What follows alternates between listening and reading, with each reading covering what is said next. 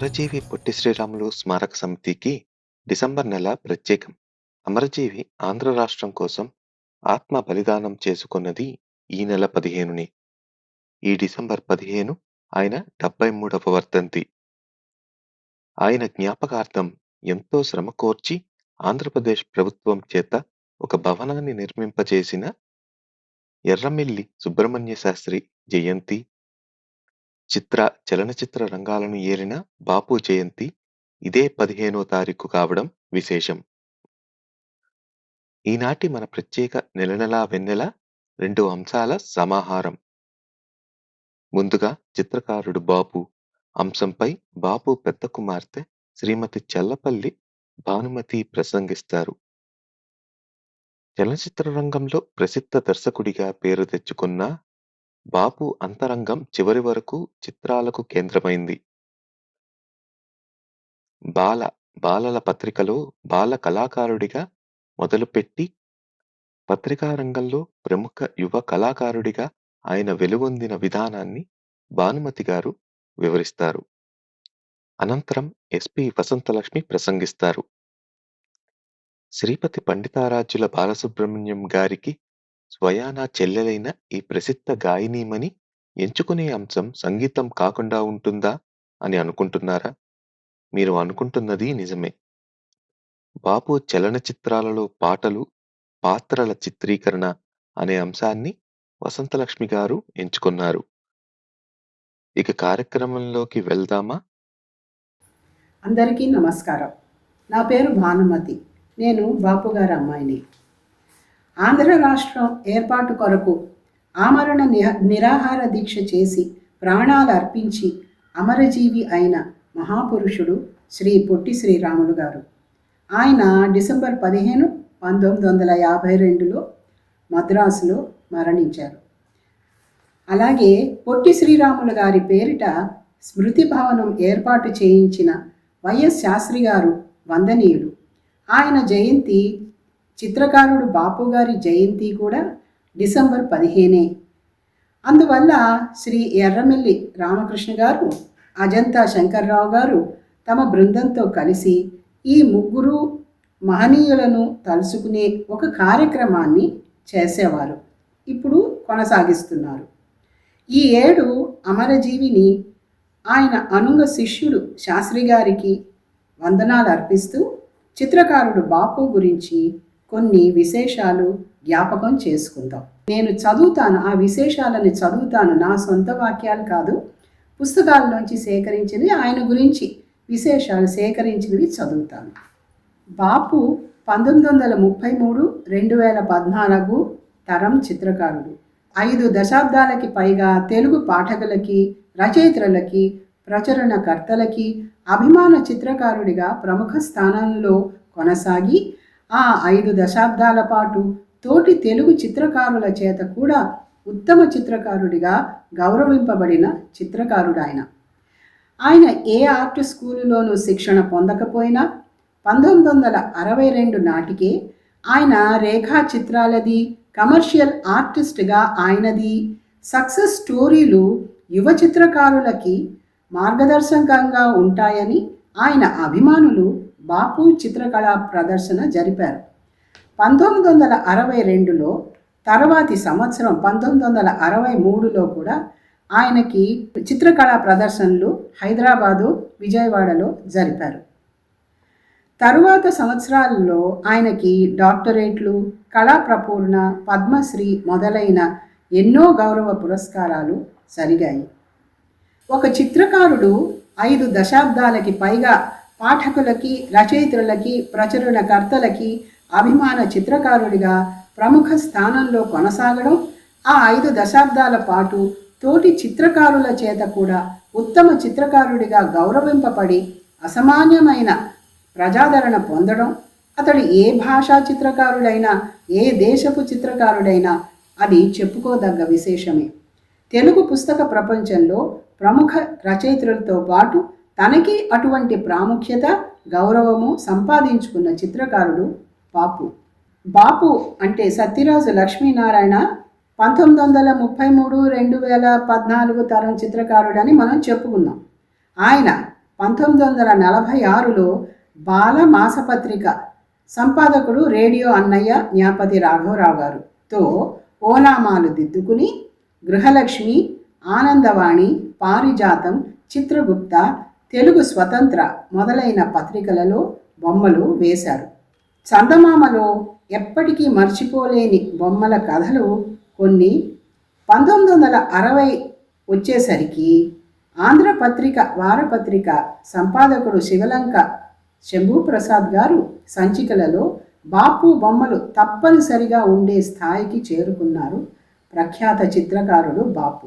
చామకూరు సత్యనారాయణ గారు చెప్పిన లేఖనా శక్తి, అద్వితీయ భావనా శక్తి, భావ వ్యక్తీకరణ శక్తి వగైరా సరంజామా అంతా సంవత్సరాల సాధనతో అలవరించుకున్న ఒక్క విశిష్ట తెలుగు చిత్రకారుడు, తెలుగు కథలకి వేసినవి, తెలుగు పాఠకుల మనసులో చెరగని ముద్రగా నిలిచినవి అయినటువంటిది ఇలస్ట్రేషన్లు బాపు గారివి. 1962లో నక్షత్ర సప్తకం వారు అంటే వారెవరంటే Sarvashri Shandilya A Kameswararao, Sishta Jagannatham, U Srinivasarao, Suryanarayanamurthy, G Satyanarayana Raju, B గౌరీశంకర్లు. ఈ 7గురు ఈ ఆంధ్రుల అభిమాన చిత్రకారుడి చిత్రకళా ప్రదర్శన జరిపారు. వారి ప్రకటన, వారు ప్రచురించిన సంచికల్లోని వ్యాసం, అప్పటి పత్రికల్లో వచ్చిన విశేషాలు కొన్ని చదువుకుందాం, విందాం. ఆంధ్ర సచిత్ర వారపత్రిక 3/8/1962 సంచికలోని వ్యాసం. కొన్ని సంవత్సరాల క్రితం అంతర్జాతీయ పత్రికల సంస్థ ఇంటర్నేషనల్ ప్రెస్ ఇన్స్టిట్యూట్ల డైరెక్టర్ జిమ్ రోజ్ కార్యాలయానికి వచ్చాడు. అప్పుడు ఆంధ్ర సచిత్ర వారపత్రికలలో రాజు రైతు బొమ్మల కథ వెడుతోంది. ఆ వారు సంచిక పేజీలు తిరగేస్తూ శ్రీ రోజ్ బొమ్మలు వేసింది ఎవరని అడిగారు. మద్రాసులోనే ఉండే బాపు అనే ఆయన వేస్తున్నారు అని చెప్పాము. వాటిని చాలా మెచ్చుకుని ఈ బొమ్మలు తాము ప్రపంచంలో చూసిన తక్కిన వాటికి ఏ విధంగానూ తీసిపోవు అన్నారు. ఈ అభిప్రాయంతో ఏకీభవించని వారుండరు. ఇప్పటికి సుమారు 1 దశాబ్దంగా కంటికి ఇంపైన చిత్రాలతో శ్రీ బాపు ఆంధ్ర ప్రజానీకానికి ఎనలేని ఆనందం చేకూరుస్తున్నారు. ఈ బాపు బొమ్మలు చూడగానే గుర్తుపట్టేవిగా ఉంటాయి. అసలు బాపు బొమ్మ అందానికి ప్రమాణం అయిపోయింది. ఆంధ్రదేశమంతటా అన్ని వర్గాల వారి అభిమానాన్ని చూరుగొన్న కళాకారుడు బాపు అని నిస్సందేహంగా చెప్పవచ్చు. బంగారం, సింగారం, బుడుగు మనవాళ్ళు చూసి చదివి ఆనందించని తెలుగువారే ఉండరు. కానీ శ్రీ బాపు అతి నిరాడంబర వ్యక్తి. ఆయనకు ప్రచారం గిట్టదు. సన్నిహితులకు తప్ప లక్షలాది పాఠకులకు శ్రీ బాపు గురించి ఏమీ తెలియదు. మేము ఎంత కోరుకున్నా, ఎన్ని ఉత్తరాలు వస్తున్నాయో అని చెప్పినా ఆయన పత్రికల్లో ప్రచారానికి ఇష్టపడలేదు. జూలై 22వ తేదీ 7 స్టార్ సిండికేట్ బాపు అభిమానుల సంఘం వారు హైదరాబాద్లో బాపు బొమ్మల ప్రదర్శన జరిపారు. ఈ ప్రదర్శన వివరాలు అన్ని వార్తాపత్రికల్లోనూ వచ్చాయి. ఈ సందర్భంగా ఆంధ్ర సచిత్ర వార పత్రిక పాఠకులకు శ్రీ బాపును వ్యక్తిగతంగా పరిచయం చేయవచ్చు కదా అని అనుకున్నాము. ఈ వ్యాసం రాస్తున్నాము. శ్రీ బాపు అసలు పేరు సత్యరాజు లక్ష్మీనారాయణ. పశ్చిమ గోదావరి జిల్లాలోని నర్సాపురంలో 1933లో జన్మించారు. చదువు మద్రాసులోనే పూర్తయింది. బీకాం, బిఎల్ పట్టభద్రులు మద్రాస్ లైలా లా కాలేజీల్లోను. అడ్వకేట్గా ఎన్రోల్ అయినా ఆ వృత్తి మీద ఆసక్తి లేక వదిలేశారు. ఆయన గురించి అంటే అప్పుడు ఇది రాసింది 1962లో. వివాహం అయింది, ఒక కుమార్తె. ప్రస్తుతం సుప్రసిద్ధ ప్రకటనా సంస్థ ఎఫిషియెంట్ పబ్లిసిటీస్లో పనిచేస్తున్నారు. తరువాతి చిత్రకళా ప్రదర్శన 1963 జనవరి 26న విజయవాడ ఫిలిం ఛాంబర్ హాల్లో జరిగింది. 5 రోజుల పాటు జరిగిన ఈ చిత్రాల ప్రదర్శనకి యువ చిత్రకారుల అభివృద్ధికి బాపు వేసిన చిత్రాలు సహాయకారిగా ఉంటాయన్నదే ముఖ్యోద్దేశమని కార్యదర్శులు పత్రికాముఖంగా తెలియచేశారు.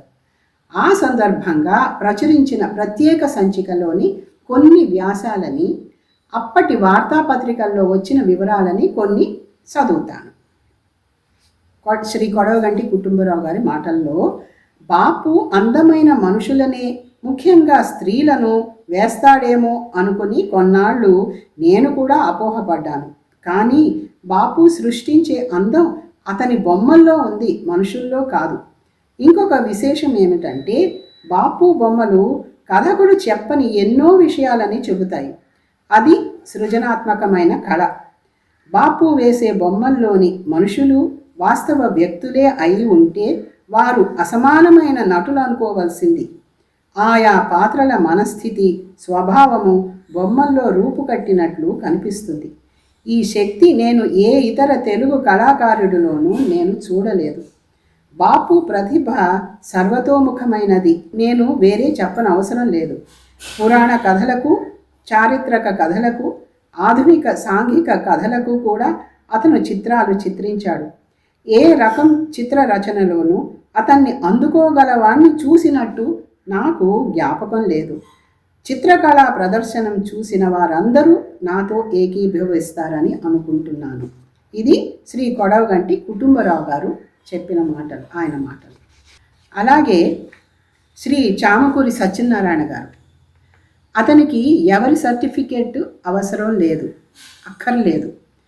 బాపు అనబడే శ్రీ సత్యరాజు లక్ష్మీనారాయణ చిత్రకళాభిమానులు, స్నేహితులు అతని చిత్ర రచనల ప్రదర్శనం ఒకదాన్ని విజయవాడలో ఏర్పాటు చేయదలిచినందుకు, ఆ సందర్భంలో సావనీర్ ప్రచురించ సంకల్పించినందుకు ఆనందిస్తున్నాను. ముఖ్యంగా సావనీర్ ప్రచురణ హర్షించదగిన విషయం. ఎందుకంటే కమర్షియల్ ఆర్ట్ రంగంలో బాపు చేసిన పరిశ్రమకు అది చక్కని చిహ్నంగా నిలిచిపోతుంది. ప్రశంసనీయమైన ఈ ప్రయత్నం జయప్రదం కావాలని నిర్వాహకులకు శుభాకాంక్షలు తెలియజేస్తున్నాను. మీరు నా అభిప్రాయం కోసం అడిగారు. ఒక తండ్రి తన కుమారుడిని, ఒక గురువు తన శిష్యుడిని ఏమని ప్రశంసించగలడు?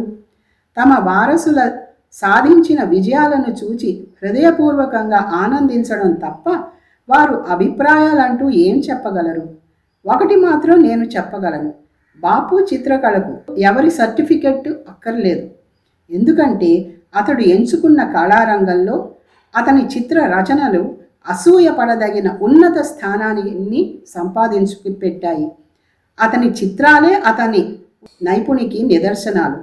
వాటిలో లేఖన శక్తి, అద్వితీయ భావనా శక్తి, భావ వ్యక్తీకరణ శక్తి, ఒక లాలిత్యం, ఒక సౌందర్యం ఉన్నాయి. అతనికి గొప్ప భవిష్యత్తు ఉంది. ఈ శుభ సందర్భంలో అతనికి నా శుభాకాంక్షలు, ఆశీస్సులు అందచేస్తున్నాను అని శ్రీ చామకూరి సత్యనారాయణ గారు ఆ సావనీర్లో రాశారు. ఇప్పుడు దాశరథి గారు ఆయన గాలీబు కవితకు బాపు రూపకల్పన అని ఒక చిన్న ఇది రాశారు ఆ సావనీర్లోనే. 1962 మే నెలలో బొంబాయిలో జరిగిన అఖిల భాషా కవి సమ్మేళనానికి వెళ్ళాను. ఇది దాశరథి గారు చెప్తున్నారు. నా వెంట గాలిబ్ గీతాలు తీసుకెళ్ళాను. అందులో రమారమి 20 చిత్రాలు బాపు రచించినవి ఉన్నాయి. బొంబాయి కవి సమ్మేళనలో నాకు కనిపించిన వారిలో ఎవ్వరికీ తెలుగు రాదు. నేనొక్కడినే తెలుగువాణ్ణి. నేను కూడా ఉర్దూ భాష ఆధారంగానే ఆ కవి సమ్మేళనలో పాల్గొన్నాను. ఆ సభలో నాకు పరిచితులు ఉర్దూ కవులే.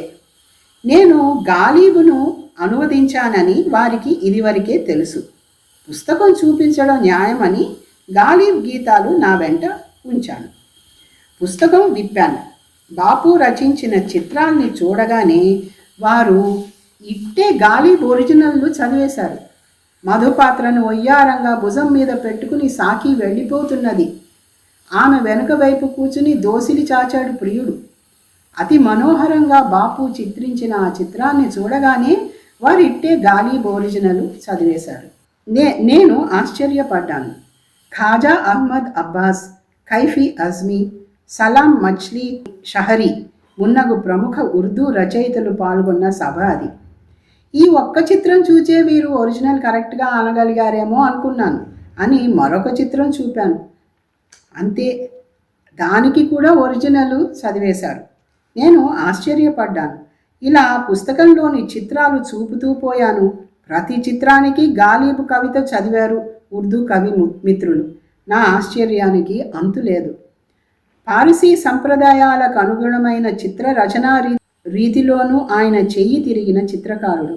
గాలిబ్ గీతాలను తెలుగు తెలియని వారికి సైతం పరిచితం చేసిన బాపు చిత్ర నిర్మాణ శక్తి మరువరానిది. పద్యంలోని అంతరాంతరాలలో ఉన్న నిగూఢార్థాలను చిత్రంలో కుదించగల సామర్థ్యం బాపులో ఉంది. గాలిబ్ మహాకవి కవితా మధురిమను రేఖా చిత్రాల ద్వారా అందించిన బాపు నాకు ఎంతో ఉపకారం చేశారు.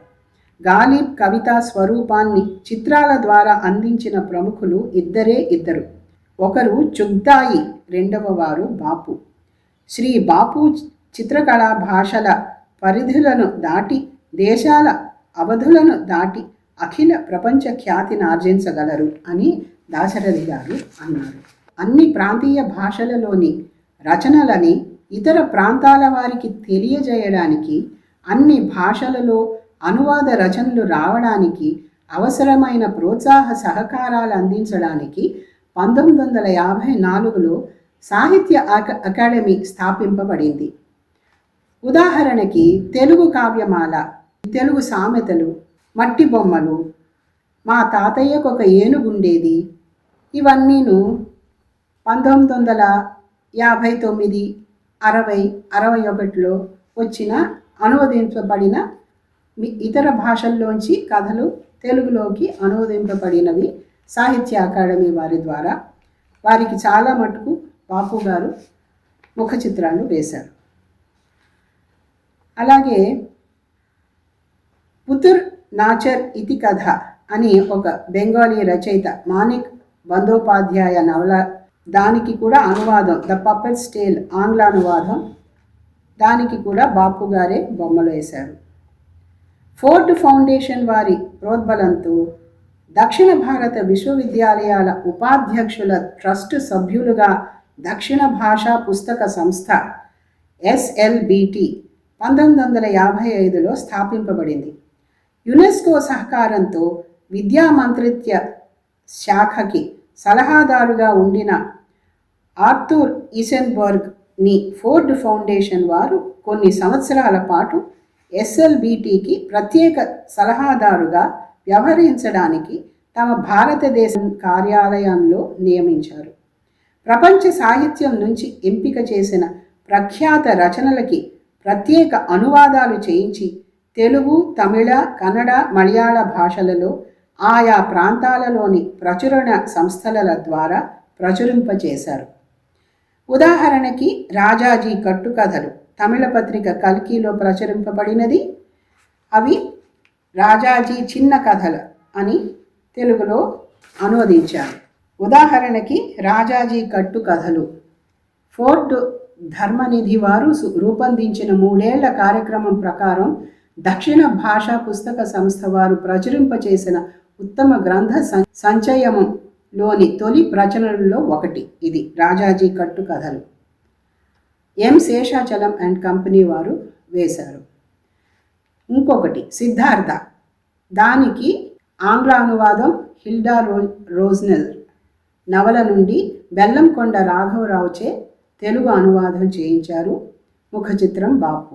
జపాన్ దేశపు సోసెకి నత్సుమే నవల కొకోరో, దీనికి శ్రీనివాస చక్రవర్తిచే తెలుగు అనువాదం చేయించారు ఫోర్డు సంపాదకులు. దానికి కూడాను బాపు గారు ముఖ చిత్రం వేశారు. వేటగాడి కొడుకు ముఖ చిత్రం, కథలకి రేఖాచిత్రాలు బాపు. కుంజర యూధం, దానికి ముఖ చిత్రం బాపు. ప్రకృతి పిలుపు ముఖ చిత్రం, రేఖాచిత్రాలు బాపు. రాజా అడవి ఏనుము ముఖ చిత్రం బాపు. కుందేలు చిట్టి ముఖ చిత్రము, రేఖాచిత్రాలు బాపు. పేపర్ పాపాయి ముఖ చిత్రం, రేఖాచిత్రాలు బాపు. పిసినికొట్టు ముఖ చిత్రం బాపు. సంగ్రహ కథా సరిత్ సాగరం ముఖ చిత్రం బాపు. దక్షిణ భారత కథా గుచ్ఛము, అది కూడా ముఖ చిత్రం బాపు. దక్షిణ భాషా పుస్తక సంస్థ వారు ప్రచురింపచేసిన 7 పిల్లల పుస్తకాలు 14/11/1961 రోజున ఆంధ్రప్రదేశ్ ముఖ్యమంత్రిచే పుస్తకావిష్కరణ చేయబడింది. ప్రకాశకులు ఎం శేషాచలం అండ్ కంపెనీ. ముఖ చిత్రాలు, రేఖాచిత్రాలు బాపు. ఆ 7 పుస్తకాలు జేజి మామయ్య పాటలు బాలాంత్రపు రజనీకాంతారావు, బాలవీరులు ఇల్లెందల సరస్వతీదేవి, బాలరాజు నండూరి రామ్మోహన్ రావు, మణిమాల మల్లాది నరసింహశాస్త్రి, ఇంద్రజాల దీపం కనకదుర్గ రామచంద్రన్, ఆకతాయి రావూరి భరద్వాజ, దేవతా వస్త్రాలు సన్నిధానం యజ్ఞనారాయణ మూర్తి. ఇలాగా దక్షిణ భారత పుస్తకాలు అంటే ఇతర భాషల నుంచి తెలుగులోకి అనువదించారు ఫోర్డ్ ఫౌండేషన్ ద్వారా. ఇతర ప్రాంతీయ భాషలలో పుస్తక ప్రచురణకి జాతీయ పుస్తక సంస్థ నేషనల్ బుక్ ట్రస్ట్ 1957లో ప్రారంభింపబడింది. 1958లో ఎం శేషాచలం అండ్ కో వారు ఆంధ్రప్రదేశ్ బుక్ డిస్ట్రిబ్యూటర్స్ ఏపీబీడీ సంస్థ స్థాపించారు. కొత్తగా ప్రచురింపబడుతున్న పుస్తకాలకి పెద్ద సంఖ్యలలో పాఠకులను సమకూర్చి పెట్టడానికి ఈ సంస్థ ఎన్నో విధాలుగా ప్రశంసనీయమైన కృషి చేసింది. ఆంధ్రపత్రిక సంపాదక వర్గం సహాయంతో పుస్తక సమీక్ష పోటీలు, వ్యాసరచన పోటీలు, పుస్తకాల విక్రయానికై పత్రికలలో వ్యాపార ప్రకటనలు, అన్నిటినీ మించి ఎం శేషాచలం అండ్ కో వారు ప్రారంభించిన ఇంటింటా స్వంత గ్రంథాలయం పథకము, అందులో చేరిన వారికి ఎప్పటికప్పుడు ప్రచురణలో ఉన్నవి, విడుదలైనవి, పుస్తకాల వివరాలు వగైరా తెలియడానికి నడిపిన మాసపత్రిక పుస్తక ప్రపంచం. ఈ విధంగా అందరి ఉత్సాహపూరితమైన కృషి మూలంగా తెలుగు పుస్తకాలకి పెద్ద ఎత్తున కొత్త పాఠకులని సమకూర్చి పుస్తక పఠనాసక్తిని పెంచిన రచయితలని, ప్రచురణకర్తలని అందరినీ చైతన్యవంతులని చేశారు. ఉదాహరణకి గీతాంజలి నోబెల్ బహుమాన గ్రహీత రవీంద్రుని ఆంగ్లానువాదం నుండి బొమ్మకంటి వెంకట సింగరాచార్యచే తెలుగు అనువాదం 1961. ముఖ చిత్రం రేఖాచిత్రాలు బాపు. కథ 11 కథల సంపుటి కూర్పు బాపు ఏపీబీడీ వారి ఇంటింటా స్వంత గ్రంథాలయం చందాదారుల కోసం ప్రత్యేక ప్రచురణ. ముఖ చిత్రం రేఖాచిత్రాలు బాపు. ముళ్ళపూడి వెంకటరమణ కథలు ఏపీబీడీ వారి ఇంటింటా స్వంత గ్రంథాలయం చందాదారుల కోసం ప్రత్యేక ప్రచురణ. ప్రకాశకులు ఎం శేషాచలం అండ్ కో. ముఖ చిత్రం బాపు. చిట్టికి చిరుగంట తమిళ మూలం అళవల్లియప్ప, అనువాదం చల్లా రాధాకృష్ణ శర్మ. ప్రకాశకులు ఎం శేషాచలం అండ్ కో. ఇంటింటా స్వంత గ్రంథాలయం చందాదారుల కోసం ప్రత్యేక ప్రచురణ. రేఖాచిత్రాలు ముఖ చిత్రం బాపు. బాపు ఉమాపతి. ప్రెసిడెంట్ జాన్ కెనడీ రాజకీయ జీవిత చరిత్ర జేమ్స్ ఎం బర్న్స్ రచనకి ముళ్ళపూడి వెంకటరమణ అనుసరణ. ఏపీబీడీ వారి ఇంటింటా స్వంత గ్రంథాలయం చందాదారుల కోసం ప్రత్యేక ప్రచురణ. ప్రకాశకులు ఎం శేషాచలం అండ్ కో. నేను ఇప్పుడు మీతో పంచుకున్న విశేషాలన్నీ 1960, 61, 62 అప్పుడు జరిగిన అంటే బాపు గారి ఆర్ట్ వర్క్ గురించి చెప్పాను నేను. అందులోనూ ఒక్క ఆంధ్రపత్రిక గురించే చెప్పాను అండ్ చిత్రకళా ప్రదర్శన. ఇంకా దాని తర్వాత అసలు వేల కొలది బొమ్మలు వేశారు, కార్టూన్లు వేశారు. వేలు మేబీ లక్షల్లో కూడా ఉందేమో, అతిశయం అయిండదు. బికాజ్ ఆయన చివరి దాకా బొమ్మలు వేస్తూనే ఉన్నారు. ఆయన డైరెక్టర్గా సినిమాల్లో పనిచేస్తూ ఉన్న బొమ్మలు వేస్తూనే ఉన్నారు. ముఖ చిత్రాలకి, కథలకి, సీరియల్స్కి వేస్తూనే ఉండేవారు. నాకు తెలిసి ఎంతోమంది వెనకటి తరం వాళ్ళు, పెద్దవాళ్ళు, అయ్యో మాకు బాపు గారు అంటే చాలా, ఆ బొమ్మలో ఎంతో ఇష్టం, మా ఏంటి కథ చదివేశాక మేము ఆ కాగితాలు చింపుకుని బొమ్మలు మొన్నటి దాకా మా ఇంట్లో ఉండేవి, ఇంకా పాడైపోయే కాగితాలని మొన్ననే పడేసామని చెప్పిన వాళ్ళు చాలామంది ఉన్నారు. అలాగే బొమ్మలు చూసి కథ చదివేవాళ్ళం, బొమ్మలు చూసి సీరియల్స్ చదివేవాళ్ళం, బాపు గారు బొమ్మ ఉంటేనే ఆ పత్రిక కొనేవాళ్ళం అని చెప్పిన వాళ్ళు నాకు పెద్దవాళ్ళు నేను విన్నాను వాళ్ళ దగ్గర నుంచి. అవన్నీ వింటుంటే నాకు చాలా ఆనందంగా ఉంటుంది, చాలా గర్వంగా ఉంటుంది. నాకు 2 తమ్ముళ్ళు. వాళ్ళు మా తమ్ముళ్ళ తరఫున నేను చెప్తున్నది ఏంటంటే అంతటి గొప్ప వ్యక్తి మా తండ్రి గారు అని చెప్పుకోవడం మాకు ఎంతో గర్వకారణంగా ఉంది. ఈ అవకాశాన్ని నాకు ఇచ్చిన శ్రీ పొట్టి శ్రీరాములు స్మారక సమితి సభ్యులందరికీ ధన్యవాదాలు చెప్పుకుంటున్నాను.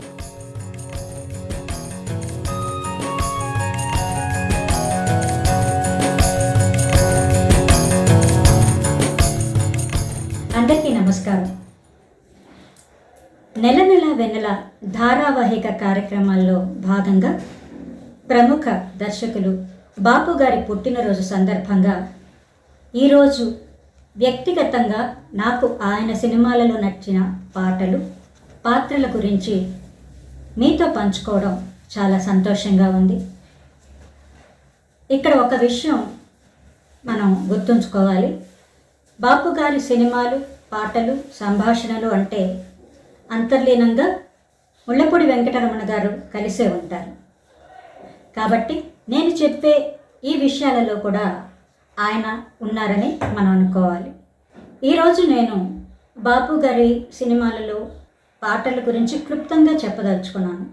ఎందుకంటే ఆయన సినిమాలు, ఆయన చిత్రీకరణ, ఆయన పాటలు అనేవి ఒక మహాసాగరం లాంటివి.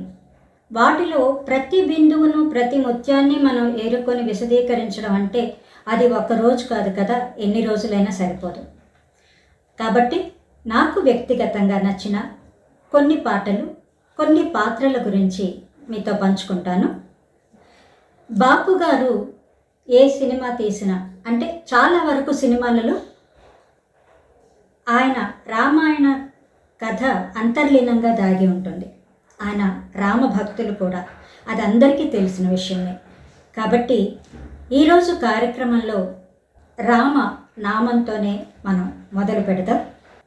శ్రీరామ ఆంజనేయ యుద్ధం బాపు గారి తీసిన సినిమాలలో ప్రముఖ నటులు రామారావు గారు. రాముడు అంటేనే మనకి రామారావు గారే కనిపిస్తారు. రాముడు అనగానే మన కళ్ళ ముందు నిలిచేది రామారావు గారి రూపమే. ఈ సినిమాలో శ్రీరాముడిని మేల్కొలిపే పాట, దీంట్లో జిక్కి గారు, బాలమురళీకృష్ణ గారు బృందం పాడిన పాట, కెవి మహదేవన్ గారు సంగీతం అందించారు. ఈ పాట చిత్రీకరణ నాకు ఎందుకు నచ్చింది అని చెప్పాలంటే, ముందు నేను ఈ పాట మీకు వినిపిస్తాను. అది విన్న తర్వాత నేను మీకు ఎందుకు ఈ పాట నచ్చింది అనేది చెప్తాను క్లుప్తంగా. మేలుకో శ్రీరామా, మేలుకో రఘురామా, మేలుకో శ్రీరామా, మేలుకో రఘురామా, మేలుకొని వేగమం మేలుకోవయ్యా, మేలుకొని వేగమం మేలుకోవయ్యా, మేలుకో మేలుకో మేలుకో. కులదైవమగు సూర్యుడు దయాచు వేణాయి అరవిందలోచన మేలుకో మేలుకో. కులదైవమగు సూర్యుడు దయాచు వేణాయి అరవిందలోచన మేలుకో. మునికోటి సురకోటి మునివాకిటను నిలచి నిన్ను కొలువవే చేరు మేలుకో మేలుకో మేలుకో మేలుకో. తెల్ల ఏనుగు వచ్చి ముంగిట నిలిచేను, నల్లని మా స్వామి మేలుకో. ఎల్లలో కాలను ఏకఛత్రముగా చల్లగా మేలుకొన మేలుకో మేలుకో మేలుకో. 14 వర్షాలు వనవాసమున కదలి వడలిపోయిన స్వామి మేలుకో. 14 వర్షాలు వనవాసమున కదలి వడలిపోయిన స్వామి మేలుకో. అల రావణుని చంపి అవనినే కాపాడి, అల రావణుని చంపి అవనినే కాపాడి, అలసిపోయిన స్వామి మేలుకో మేలుకో మేలుకో మేలుకో. పన్నీటి జలకాల నిన్ను సేవించుకొన పడతి జానకి వేచి మేలుకో. పన్నీటి జలకాల నిన్ను సేవించుకొన పడతి జానకి వేచి మేలుకో. అఖిల భువనములు అభిలషించే దినము, అఖిల భువనములు అభిలషించే దినము, అభిషేక సుదినమిది మేలుకో, అభిషేక సుదినమిది మేలుకో.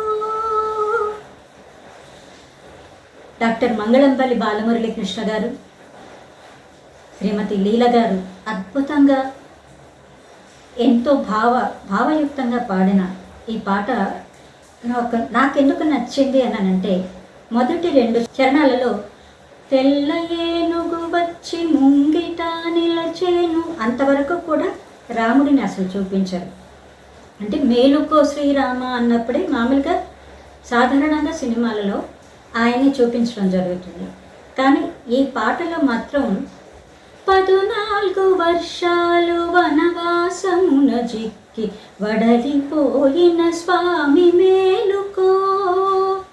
ఈ చరణం అప్పుడు మాత్రం మెల్లగా ఆయన పాదాల దగ్గర నుంచి కెమెరా స్టార్ట్ అయ్యి ఆయన ఒక చూపు ఇలా చేయి మీద తల ఆనించుకుంటారు కదా, ఇలా చూసి పైకి చూస్తారనమాట. ఎంత అద్భుతమైన చిత్రీకరణ అంటే, నాకు రాముడిగా ఎన్టీ రామారావు గారు ఏ సినిమాలో ఉన్నంత అందంగా ఇంకెక్కడ ఏ సినిమాలోనూ కనిపించలేదండి. ఇది నాకు వ్యక్తిగతంగా నేను చెప్తున్నాను, మళ్ళీ దీంట్లో కాంట్రవర్సరీలు అవేమీ లేకుండా నాకు వ్యక్తిగతంగా నేను చూసిన ఈ పాటలో విశేషం ఈ పాట చిత్రీకరణ అన్నమాట. ఇక ఈ సినిమాలో పాత్రల విషయానికి వస్తే నాకు చాలా నచ్చింది ఆంజనేయ స్వామిగా వేసినటువంటి ఆర్జా జనార్దన్ రావు గారి పాత్ర. ఎందుకంటే ఇక్కడ ఒక ఘట్టం ఉంటుంది, అంటే అది క్లైమాక్స్ సీన్లో రాముడికి ఆంజనేయ స్వామికి యుద్ధం జరుగుతుంది. ఎందువల్లనంటే యయాతిని సంహరిస్తాను అని రాముడు శపథం చేసినప్పుడు ఆ విషయం తెలియని ఆంజనేయ స్వామి తల్లి మాట కోసమని యయాతికి అభయం ఇస్తారు. దీనివల్ల ఏమవుతుందంటే ఆఖరిలో ఇద్దరికి యుద్ధం చేయాల్సిన పరిస్థితి వస్తుంది. ఈ సన్నివేశంలో ఇటు రాముడు తన ఆత్మప్రభు ఆయన్ని ఎదిరించలేడు, అలాగని ఇచ్చిన మాటను వదులుకోలేడు. అక్కడ ఆ సంభాషణలు చిత్రీకరించిన విధంలో ఆర్జా జనార్దన్ రావు గారు మొదట చిన్న చిన్న పాత్రలు వేస్తూ వచ్చారు. అంటే ఆయన విలన్గా వేశారు, తర్వాత పాత్రలు వేసి వచ్చారు. ఈ సినిమాలో అంటే ఆంజనేయుడిగా ఆయన చాలా సినిమాలో చేశారు, బాపు గారి సినిమాలో చేశారు. ఆయన చేసిన తర్వాత ఆ పాత్రకి ఇంకెవరు సరిపోరేమో అని నాకు అనిపించింది అనమాట. ఈ సందర్భంగా వీరిద్దరికీ సంభాషణ జరుగుతుంది. ఈ సన్నివేశంలో ఆర్జా జనార్దన్ రావు గారు నటించారు అనడం కంటే కూడా ఆయన జీవించారు అనే చెప్పాలి. అన్నయ్య గారు కూడా చెప్తుండేవారు, ఈ సినిమా ఈయన పాత్ర చిత్రీకరణ సమయంలో ఆయన ఆ పాత్ర షూటింగ్ అయిపోగానే దూరంగా వెళ్ళి ధ్యానంలో కూర్చునేవారట. ఆ తర్వాత ఈ యుద్ధానికి ముందు కూడా ఒక పాట వస్తుంది, ఈలపాటి రఘురామయ్య గారి గాత్రంలో అద్భుతమైన పాట అది, సాకేత సార్వభౌమ అని. అది కూడా చాలా అందరినీ ఆకట్టుకున్న పాట. ఆ పాట చూస్తుంటే, ఆ పాట వింటుంటే, ఆ పాటకు ఆర్జా జనార్దన్ రావు గారి అభినయం చూస్తుంటే మనకు తెలియకుండానే కళ్ళనీళ్ళు వచ్చేస్తాయి. ఇక ఈ చివరి సన్నివేశంలో సంభాషణ విషయానికి వస్తే, ఇంకా తప్పక ఆంజనేయుడు ఇచ్చిన మాట ప్రకారం ఆయన యుద్ధానికి నేను సిద్ధం అంటారు.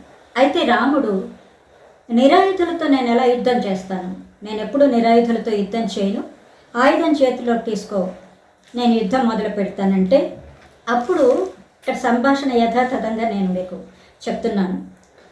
స్వామి, నిరాయుధుడని నేను ఎట్లవుతాను?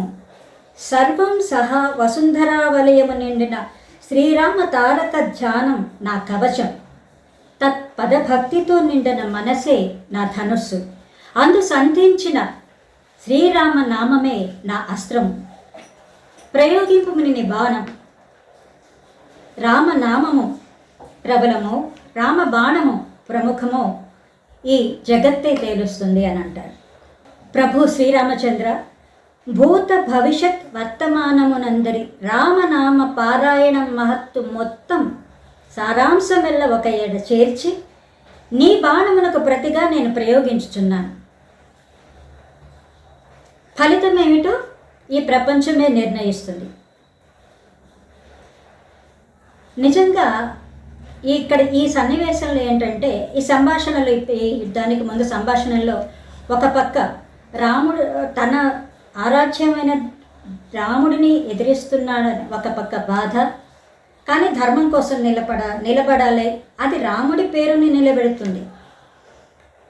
నేను మాట తప్పితే నా దైవం మాట తప్పినట్లే అవుతుంది అన్న ఒక సంఘర్షణ ఆయన చాలా చక్కగా అభినయించారు. ఆయన దగ్గర నుంచి ఆ అభినయాన్ని రాబట్టుకోగలిగారు బాపు గారు. ఇక తర్వాత సినిమాకి వస్తే దీంట్లో ముందు పాటే చెప్తానండి నేను. 10 మంది కోసం నిలబట్ట నీకు ఫలితం ఏమిటి యమపాసం, ఎవరికి వారే ఈ లోకం రారు ఎవ్వరు నీ కోసం, ఎవరికి వారే ఈ లోకం రారు ఎవ్వరు నీ కోసం, వేసిన తలుపులు తీయరు,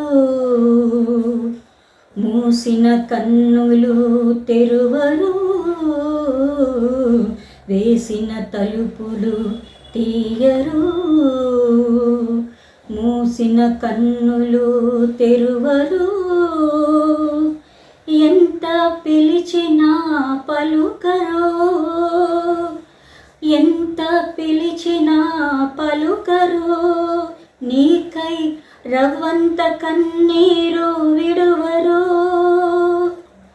చుట్టాలు లేరు పక్కాలు లేరు, నీ నీడతో చేయి సావాసం, ఎవరికి వారే ఈ లోకం రారు ఎవ్వరు నీ కోసం. సాక్షి సినిమా దర్శకులుగా బాపు గారికి మొదటి సినిమా, చాలా తక్కువ వ్యవధిలో తీసిన సినిమా, చాలా కష్ట నష్టాలకు వచ్చి తీసి విజయవంతమైన సినిమా ఇది. అప్పుడే కృష్ణ గారు పైకొస్తున్న రోజులు. ఆ సినిమాలో ఆయన యాక్షన్ చూస్తే ఎక్కడో కూడా అసలు మన మనిషి కష్టాల్లో ఉన్నారు, మన పిల్లవాడు బాధపడుతున్నాడు అని అంతగా ఆయన అంత పాత్రలో లీనమైపోయి చేయడం.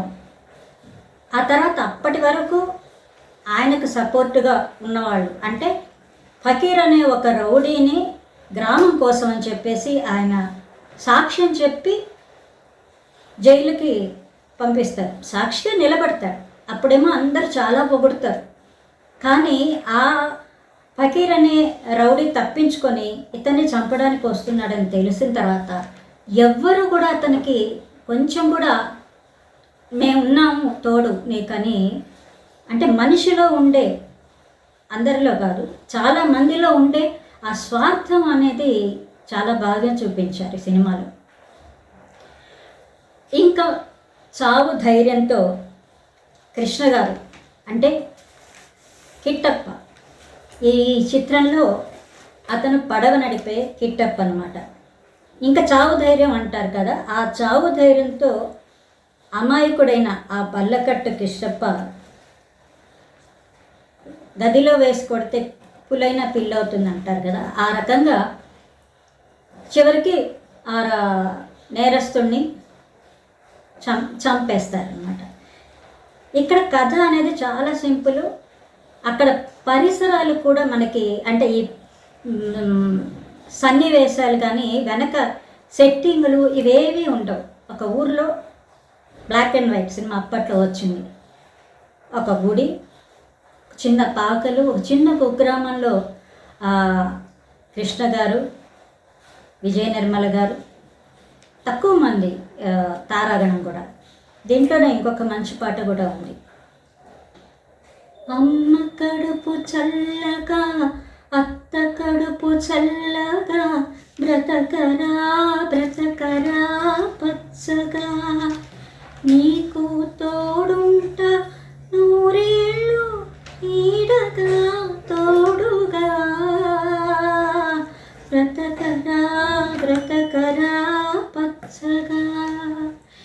ఈ సినిమాలో పాటలన్నీ కూడా ఆణిముత్యాలు లాంటివి. ఇప్పటికి కూడా ఆ పాట వింటుంటే ఒక రసరమ్య లోకంలోకి వెళ్ళిపోతాం. ఇక పాత్రల విషయానికి వస్తే నాకు బాపు గారి సినిమాల్లో చాలా నచ్చిన పాత్రలు సూర్యకాంతం గారు. ఆమె గురించి కొత్తగా చెప్పడానికి నేను చెప్పేంత వయసు అనుభవం నాకు లేదు. కానీ బాపు గారి సినిమాల్లో ఆవిడ అటు గయ్యాళితనం ఉంటుంది, ఇటు అమాయకత్వం ఉంటుంది. వెరసి మనకేమవుతుందంటే ఆవిడ మీద కోపం వచ్చినా కూడా జాలి వేస్తుంది. ముత్యాల ముగ్గు సినిమాలో రావు గోపాలరావు గారి భార్యగా వేశారు ఆవిడకి పతియే ప్రత్యక్ష దైవం. ఆయన ఏం చేసినా, ఆయన వెనక ఏం చేస్తున్నాడో ఆవిడకి తెలియదు. కానీ ఆయనకి మహానుభావుడు, ఆవిడకి ఆయన మహానుభావుడు అనమాట. అయితే ఆవిడ కూతురి కాపురం చెడిపోయింది అంటే కూతురి మీద అభాండాలు వేశాడు అల్లుడు అని తెలిసినప్పుడు అక్కడ ఒక డైలాగ్ ఆవిడ భర్త మీద ఉండే భక్తితో ఆవిడ చెప్పే డైలాగు,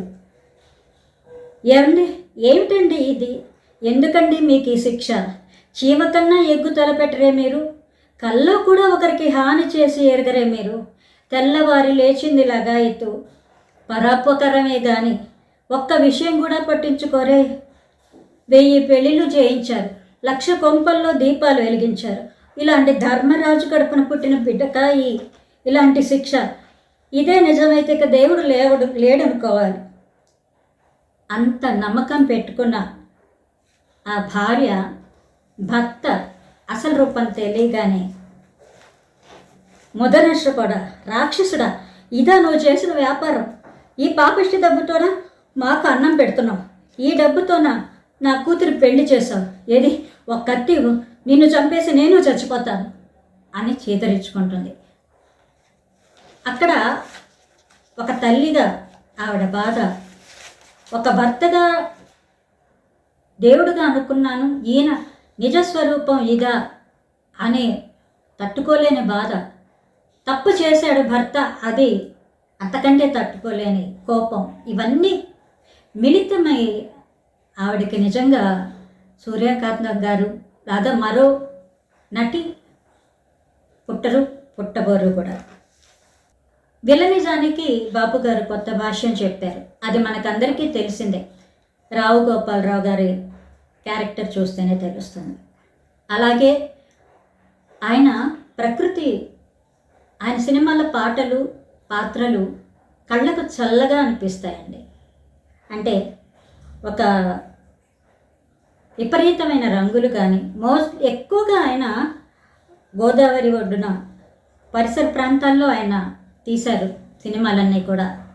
ఆ పాటకు తగ్గట్టుగా ఆరుద్ర గారు, బాపు గారు, రమణ గారు, కేవి మహాదేవన్ గారు, వీరి నలుగురి కలయికలో వచ్చిన పాటలన్నీ కూడా ఎంతో చెవులకు ఇంపుగా ఉంటాయి, మర్చిపోలేని పాటలు. ముత్యాల ముగ్గులోనే ఒక పాట సంగీత క్యారెక్టర్కి ఆవిడ ఈ సినిమాలో కూడా అంతర్లీనంగా రామాయణ కథే దాగుంటుంది. ఆ పాట తీసేటప్పుడు ఎంత బాగుంటుందంటే ఆవిడ చూస్తుంది అతనా కాదా అనే డౌట్. నాకు చాలా నచ్చిన పాట ఇది, మీతో పంచుకోవాలి, తప్పకుండా పంచుకోవాలి. నిదురించే తోటలోకి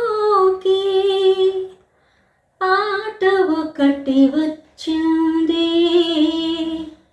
కన్నుల్లో నీరు తుడిచి కమ్మని కల ఇచ్చింది. నిదురించే తోటలోకి పాట ఒకటి వచ్చింది, కన్నుల్లో నీరు తుడిచి కమ్మటి కల ఇచ్చింది. రమ్యంగా కుటీరాన రంగవల్లులల్లింది, దీనురాలి గూటిలోన దీపంగా నిలిచింది. శూన్యమైన వేణువులో ఒక స్వరం కలిపి నిలిపింది, శూన్యమైన వేణువులో ఒక స్వరం కలిపి నిలిపింది. ఆకురాలు అడవికి ఒక ఆమని దయచేసింది, నిదురించే తోటలోకి పాట ఒకటి వచ్చింది, కన్నుల్లో నీరు తుడిచి కమ్మని కల ఇచ్చింది.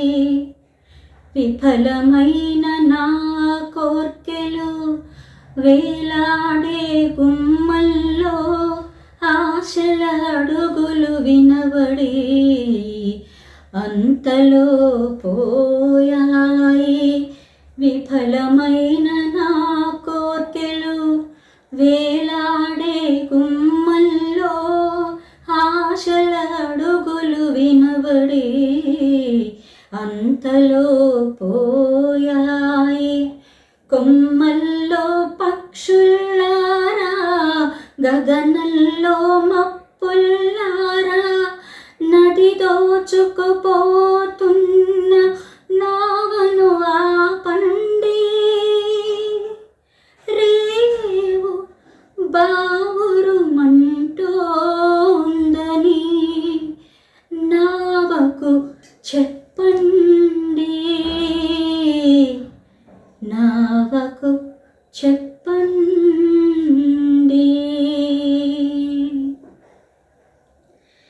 బాపు గారి సినిమాల్లో నాకు చాలా చాలా నచ్చిన విషయం ఏంటంటే, స్త్రీ పాత్రలు ఎంత అందంగా ఉంటాయో, ఆ పాత్రల ఆత్మగౌరవాన్ని కూడా ఆయన అంత అందంగా చిత్రీకరించారు. ఏ సినిమాలో కూడా ఒక స్త్రీ తగ్గిపోవడం కానీ, కథ చివరిలో ఆమె అంటే ఆ కథ దుఃఖాంతం అవ్వడం కానీ నాకు కనిపించలేదు నేను చూసిన సినిమాల వరకు. ఉదాహరణకి గోరంత దీపం సినిమా చూసుకున్నానంటే, నిజంగా ఆ సినిమాలో మళ్ళీ సూర్యకాంతం గారి గురించి చెప్పాలంటే అటు ఎంత జాలేస్తుందో, ఈ సినిమాలో అత్తగారిగా అంత గయ్యాళితనం చూపించారు.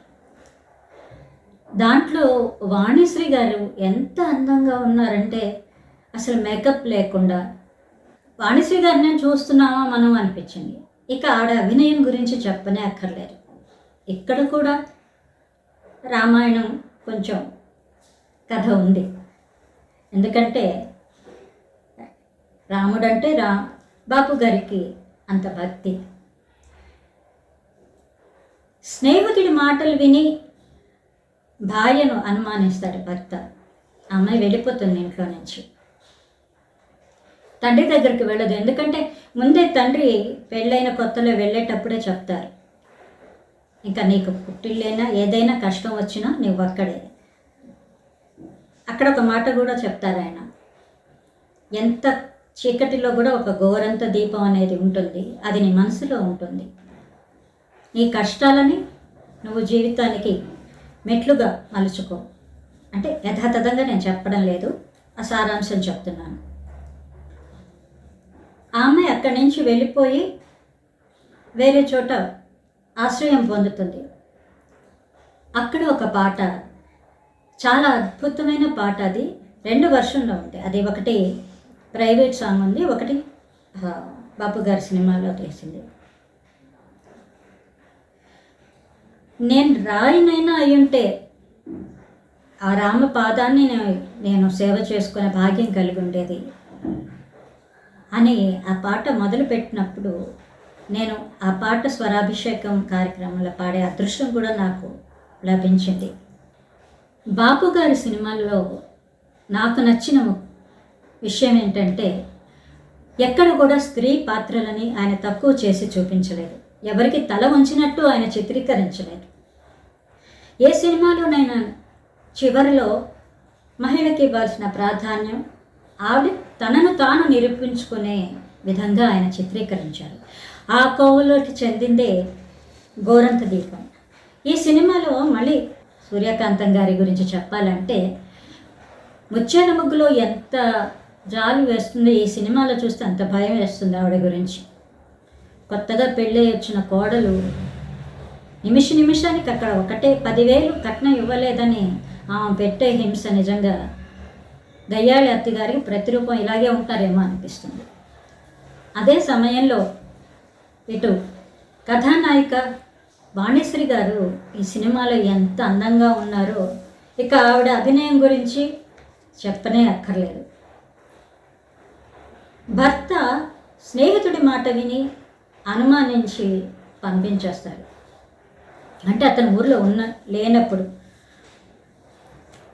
జరిగిన పరిస్థితుల కారణంగా ఆమె వచ్చి ఒక చోట ఆశ్రయం పొందుతుంది. అక్కడ నేను రాముడి వనవాసంలో ఉండేటప్పుడు ఒక ఉడతనన్నా లేదంటే ఒక పక్షినైనా అంటే ఆయన సేవ చేసే భాగ్యం కలిగి ఉండేది. మనిషిగా పుట్టి మనుషుల్లో నేను మత్సరాలు రేగొట్టేంత మనిషి జన్మ ఎందుకు ఇచ్చావు స్వామి నాకని ఆవిడ ఒక సుశీల గారి మధురమైన స్వరంలో ఒక పాట ఉందండి. రాయినైనా కాకపోతిని రామ పాదము సోకగా, బోయనైనా కాకపోతిని పుణ్య కావ్యము రాయగా, రాయినైనా కాకపోతిని రామ పాదము సోకగా, బోయనైనా కాకపోతిని పుణ్య కావ్యము రాయగా, పడవనైనా కాకపోతిని స్వామి కార్యము తీర్చగా, పాదుకైనా కాకపోతిని భక్తి రాజ్యము నేలగా, అడవి లోపల పక్షినైతే అతివ సీతను కాచనా, అందువలన రామచంద్రుని అమిత కరుణను నోచనా, కడలి గట్టున ఉడతనైతే బుడత సాయము చేయనా, కాలమెల్ల రామభద్రుని వేలి గురుతులు మోయనా, రాయినైనా కాకపోతిని రామ పాదము సోకగా, బోయనైనా కాకపోతిని పుణ్య కావ్యము రాయగా, కాకినైనా కాకపోతిని ఘాతుకమ్మును చేయుచు, గట్టి పోచను శరము చేసే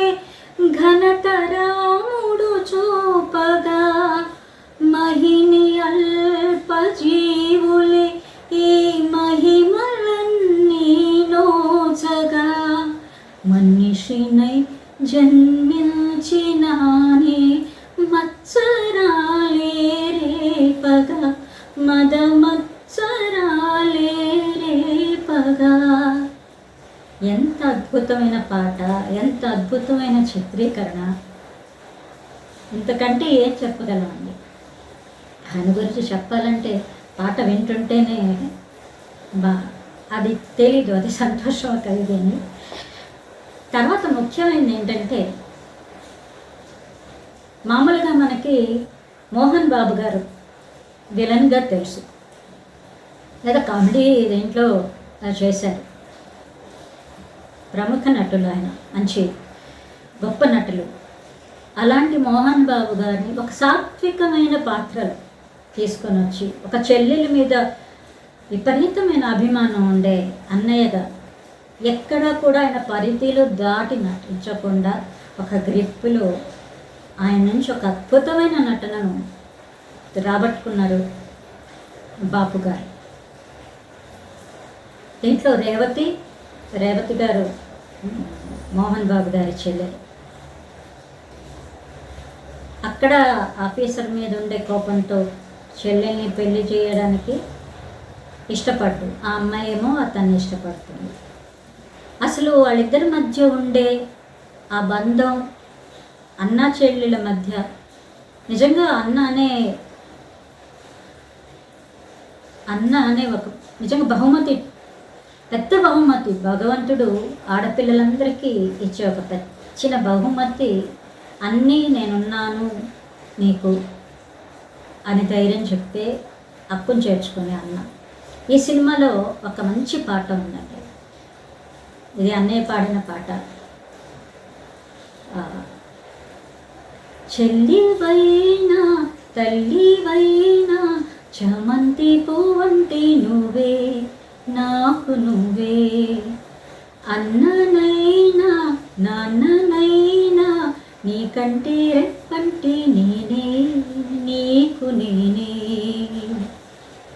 కన్న కలలే పండగా నువ్వు వర్తిల్లవి పచ్చగా, కన్న కడుపే పండగా ఈ అన్న చెల్లాయిగా. దీంట్లో రెండవ చరణం, చూపుడు వేళ్ళు రాపిడి కళ్ళు రానంత దూరాలలో నా గుండెలో దాచనా, జనకుడు నేనై జానకిలాగా అత్తింటికే పంపనా, పుట్టిల్లుగా నిలవనా అన్నగా ఏడేడు జన్మాలకి, కన్న కడుపే పండగా నువ్వు వర్తిల్లవి పచ్చగా, కన్న కలలే పండగా ఈ అన్న చెల్లాయిగా. ఆ తర్వాత బాపు గారు బంధాలకి, అనుబంధాలకి, ముఖ్యంగా పెళ్ళికి ఉండే పవిత్రతని, ఆ దాంపత్య జీవితాన్ని చాలా అద్భుతంగా, ప్రతి సినిమాలో కూడా ఆయన చాలా అద్భుతంగా, చాలా ఆదర్శనీయంగా చూపించారు. మనకి వేరే చెప్పక్కర్నే లేదు. పెళ్లి పుస్తకం, ఈ సినిమాలో పాట శ్రీరస్తు శుభమస్తు చాలా ప్రసిద్ధి చెందింది. దాంట్లో నాకు నచ్చిన ఒక చిన్న, ఆ పాటలో ఒక సన్నివేశం, అడుగడుగున తొలి పలుకులు గుర్తు చేసుకో, తడబడితే పొరబడితే తప్పుదిద్దుకో, అడుగడుగున తొలి పలుకులు గుర్తు చేసుకో, తడబడితే పొరబడితే తప్పుదిద్దుకో, ఒకరినొకరు తెలుసుకుని ఒడిదుడుకులు తట్టుకొని, ఒకరినొకరు తలసుకొని ఒడిదుడుకులు తట్టుకొని, మసకేయని పున్నమిగా మనికి నింపుకో, శ్రీరస్తు శుభమస్తు శ్రీరస్తు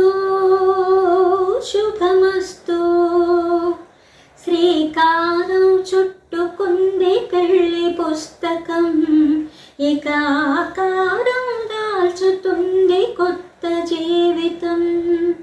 ఈ పాటలో చిన్న ఒక అది వాళ్ళు అగ్నిహోత్రం చుట్టూ ప్రదక్షిణం చేస్తున్నప్పుడు ఆ అమ్మాయి కొమ్ము మీద ఇతని కాలు పడుతుంది. అక్కడ కరెక్ట్గా అడుగడుగున తొలి పలుకులు గుర్తు చేసుకో, తడబడితే పొరబడితే తప్పుదిద్దుకో. అంటే ఇది పెద్ద ఇదా అని మీకు చాలామంది కనిపించవచ్చు, కానీ నా మనసుకు అది హత్తుకు పాటకు సాహిత్యానికి తగ్గట్టుగా చాలా హత్తుకుంది ఆ సన్నివేశం. అలాగే దాంట్లో భార్యాభర్తలు అన్న తర్వాత అడకలు అన్నీ ఉంటాయి, కానీ ఎక్కడికక్కడ వాటిని సర్దుబాటు చేసుకొని ఒకరి కోసం ఒకళ్ళు నిలబడి ఆ జీవితాన్ని కొనసాగించినప్పుడే అది నిజమైన దాంపత్యం అవుతుంది. దీంట్లో భార్య అలుగుతుంది, అక్కడ అతను ఆమెను బుజ్జగించడానికి ఒక పాట పాడతారు. ఈ సినిమా నిజంగా దీంట్లో రాజేంద్ర ప్రసాద్ గారు తర్వాత దివ్యవాణి గారు వీళ్ళిద్దరూ ఉద్యోగం కోసం అని చెప్పేసి పెళ్లి చేసుకున్నాము అని భార్యాభర్తలు అని చెప్పి ఉద్యోగంలో చేస్తారు. ఈ పాట కూడా చాలా అద్భుతమైన పాట. చిత్రీకరణ ఎంత బాగుంటుందంటే బావి, చిన్న ఇల్లు, పెరట్లో మంచం, చిన్న తోట, అంతే, వెన్నెల. సరికొత్త చీర ఊహించినాను, సరసాల సరిగంచు వేయించినాను, మనసు మమత పడుగు పేక చీరలో చిత్రించినాను, ఇది ఎన్నో కలల కలబోత నా వెన్నెల రాణికి సిరిజోత, నా వన్నెల రాణికి సిరిజోత. ఎంత అద్భుతమైన చిత్రాలంటే మళ్ళీ మనం ఒక్కసారి వెనక్కి వెళ్ళామంటే, నేను ఇంకా పొడిగించకుండా అన్నీ కొత్తవే చెప్తున్నారా అనుకుంటే, పాత సినిమాలకి వెళ్ళామంటే బుద్ధిమంతుడు. నిజంగా ఈ కథ బ్యాలెన్స్ చేయడం అనేది చాలా కష్టం అండి. ఎందుకంటే అన్నయ్యేమో పరమ ఆస్తికుడు, ఆయనకి కృష్ణ భగవానుడే ఆయన సర్వస్వం ఆయనే. తమ్ముడు నాస్తికుడు. నాస్తికుడు అంటే పొత్తే నాస్తికుడు అని చెప్పడానికి లేదు, మంచి పనులు చేస్తే నాస్తికుడిని కూడా భగవంతుడు క్షమిస్తాడు అనే ఆదరిస్తాడు అనే ఒక కాన్సెప్ట్ని ఆయన తీసుకొని ఎంత బాగా ఇది చేశారంటే, ఆ చివరిలో ఆయన ప్రతిజ్ఞ చేయడం, ఆ కలశం పైకి లేవడం, అక్కడ కూడా అన్నగారు వచ్చి అంటే ఇది నువ్వు లేపావు అంటే అక్కడ ఆయన తన అన్నకి చెప్పుకోవడం, ఇది తప్పు ఒప్పు నాకు తెలీదు, నా అన్న కోసం, నా అన్న గౌరవం కాపాడడం కోసం నేను ఈ పని చేశాను, దీనికి ఏ శిక్ష విధించినా నాకు పర్వాలేదు అన్నాడు. అది మనం ఏమనుకుంటామంటే ఎలా దీనికి క్లైమాక్స్ ఎలా ఉంటుందంటే, అన్నగారికి ఫ్లాష్ బ్యాక్ గుర్తు వస్తుంది. కృష్ణుడు ఆయనతో చెప్తాడు, నేనెందుకు చేయలయ్యా సహాయం, నా పేరు చెప్పి అన్నీ దోచుకుంటున్న వాళ్ళకి నేను ఎందుకు చేయాలి సహాయం, నువ్వే ప్రయత్నించు, నువ్వే సాధ్యం చేసుకో అని. చాలా అద్భుతమైన సినిమా ఇది. దీంట్లో 2 క్యారెక్టర్లు నాగేశ్వరరావు గారు చేశారు. అప్పుడే కృష్ణుడిగా శోభన్ బాబు గారు చేయడం జరిగింది. ఇలా చెప్పుకుంటూ పోతే ఎన్నెన్ని ఆణిముత్యాలు లాంటి సినిమాలండి. చివరి సినిమా ఆయన అలా చివరిగా తీసిన సినిమా శ్రీరామరాజ్యం. శ్రీరామరాజ్యంలో నయనతార గారు సీత క్యారెక్టర్ వేస్తున్నారని కానీ ప్రతి ఒక్కరూ, మేము కూడా అనుకున్నాం. నేను నయనతార సీత క్యారెక్టర్ వేయడం ఏమిటి అంటే, ఆవిడ గ్లామర్ క్యారెక్టర్ చేసిన ఆవిడ ఎలా ఎలా చేస్తారు, ఇంకెంతమంది ఉన్నారు కదా అనుకున్నాం. అలాగే మనకి రాముడు అంటే రామారావు గారే.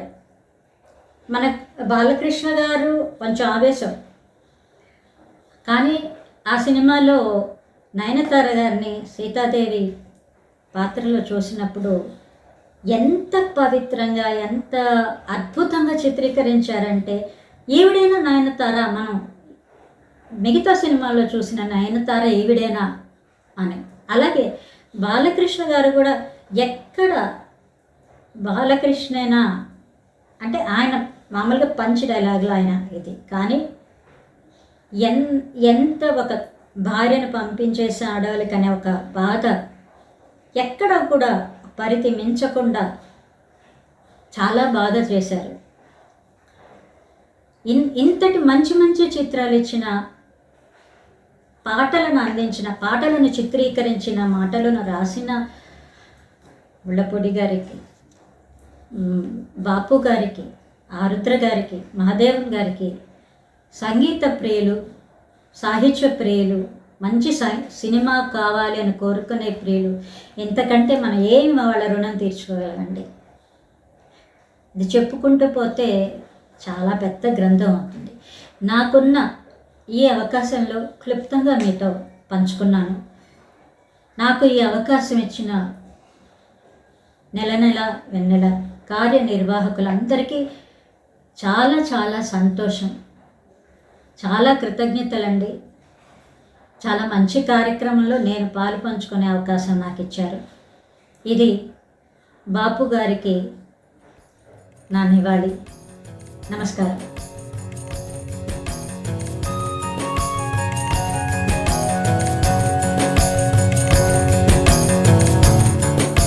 చూశారు కదా, అమరజీవి వర్ధంతి, బాపు వైఎస్ శాస్త్రి గార్ల జయంతులను పురస్కరించుకొని రూపొందించిన ఈ ప్రత్యేక నెల నెలా వెన్నెలలో బాపు గారిలో చిన్ననాడే మొలకెత్తిన చిత్రకళ యువకుడయ్యేసరికి మహావృక్షమై చిత్రలేఖనా రంగంలో ఆయనను విలక్షణంగా ఎలా నిలిపిందో ఆయన కుమార్తె శ్రీమతి చల్లపల్లి భానుమతి గారు చక్కగా వివరించారు.